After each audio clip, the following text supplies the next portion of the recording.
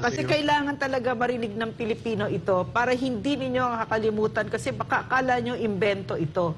No, nung kami ay nakaupo dyan at kakain kami at uupo kami kasama si President Duterte, sasabihin niya ganito, yan lang yung ulam natin. Meron tayong piniritong isda, may miswa tayo, meron tayong, iniisa-isa niya, meron tayong prutas, may dessert, may kanin.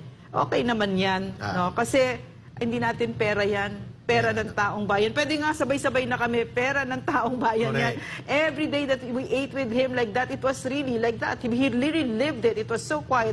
And let me tell you the difference. When I went back to Malacanang, under this president, I was so shocked at what I saw.